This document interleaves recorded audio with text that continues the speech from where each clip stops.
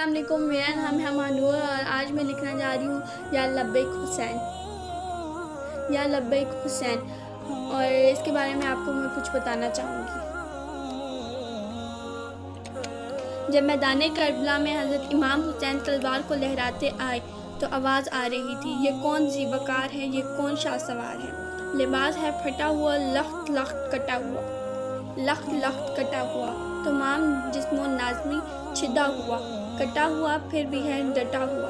ये नबी का नूरे ऐन है, ये भले यकीन हुसैन है। इसका प्यासे पे अली शेर खुदा को नाज है, इस प्यासे पे अली शेर खुदा को नाज है। इस नवासे पर मोहम्मद मुस्तफ़ा को नाज है। औरों ने भी सजदा किया पर इसका अजब अंदाज है और इसने वो सजदा किया जिस पर खुदा को नाज है।